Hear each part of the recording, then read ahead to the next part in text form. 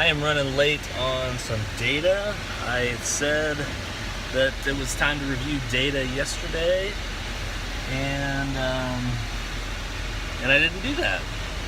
Kind of got busy with some stuff. Tried to drive and shoot video. I guess that's not the... I'm just pulling out a parking spot. I guess I'm not driving that much yet.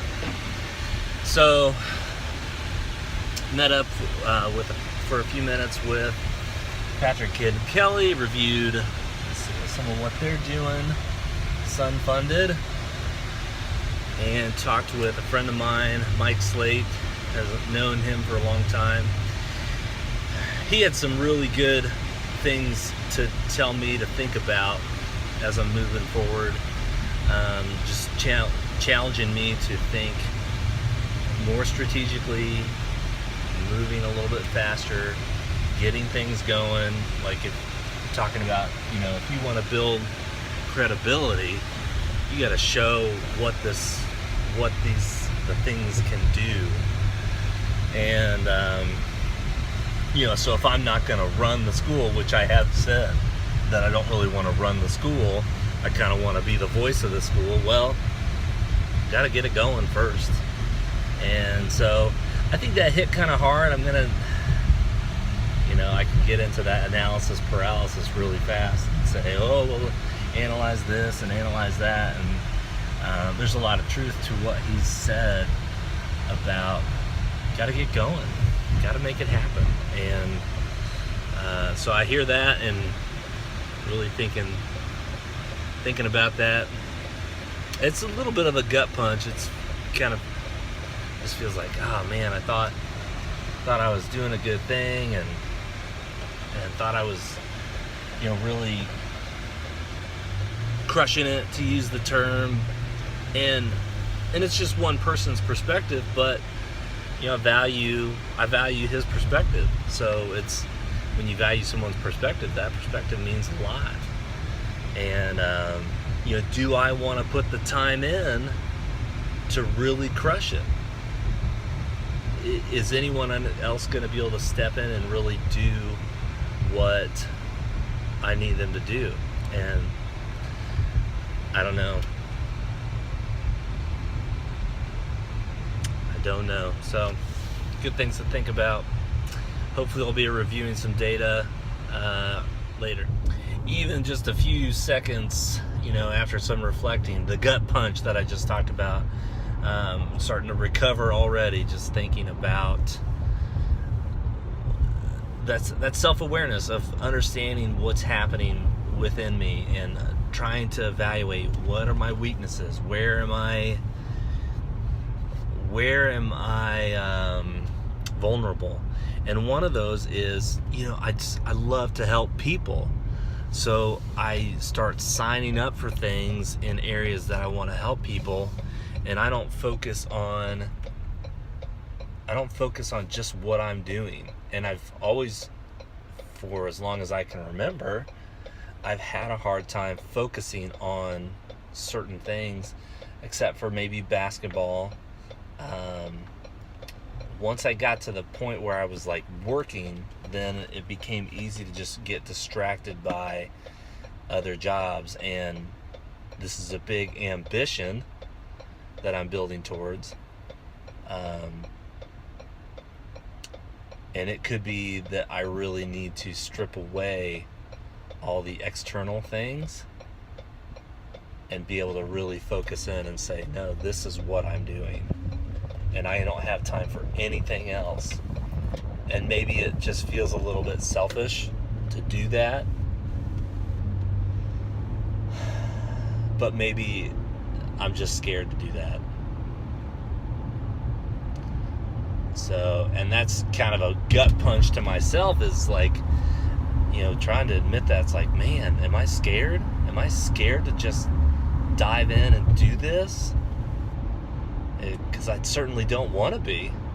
That's for sure. Okay, I felt like this was really important to try to capture. So, in the car, you heard some of that frustration, and after the talk with Mike, was like, "Oh man, he's speaking some truth," and I am really struggling with that. Oh, here's the rest of my office, by the way, nice and wide open.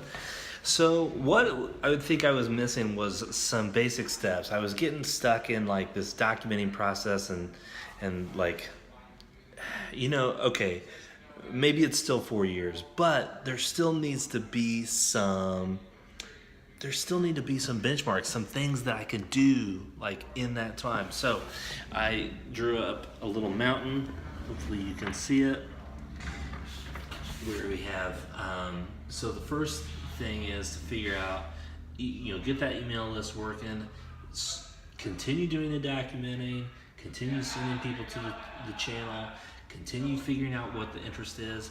Once we get 50 names that are interested, and maybe they haven't signed like a letter of intent or like any sort of a contract, but they've shown interest. They say, yes, so this is the price. So we need to have some of that ready, like this is the price, this is the structure, we agree, this is gonna go well. And then we actually start looking for that school leader. We hire that school leader. We establish the non-public school through the state of Indiana. We hire our staff through the school leader, so they're looking for that. We file for our 501c3. We open the doors, and we run our first student meeting. So that was really exciting to put that on. I think there's probably some things that I'm missing. That was really exciting to just kind of put that on, like, okay, it's overwhelming because I feel like, I'm getting to that stage where like, I gotta execute this. I gotta make this happen. I gotta send these emails. And I think so often I keep looking for that shortcut of who's gonna make this happen. I have to make it happen, so I gotta execute on it. But I'm forgetting about some of these things that are in my network, and I'm like, why am I forgetting about these things? So a good step forward. I'm glad I had that conversation and mapped out some things. I have talked a little bit about one of the pillars of our school. A friend of mine, Kelly, has been talking to me about what are the pillars, of your school, of your organization. What are you building it on? Consent was, I think, is probably one of the first ones. Very strong. I feel strongly about that. And so much of what happens inside of our school is about consent.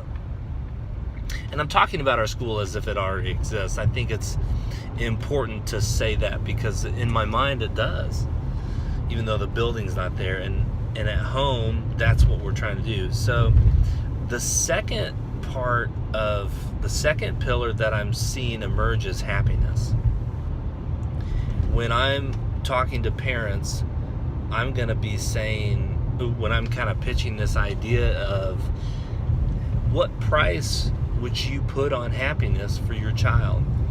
How much would it be worth it to you to come home, for your child to come home most days out of the year feeling happy and feeling excited about going to school the next day? Because this is the environment that we're creating. We're creating an environment where they can do what they can pursue their own interests. That doesn't mean they're gonna be without struggles. We know there's gonna be struggles, but the other models that are doing this, the kids are going home happy and they're coming back to school happy, like ready to do stuff. Now, what they do may not look like it's very valuable, but they are ready to do it.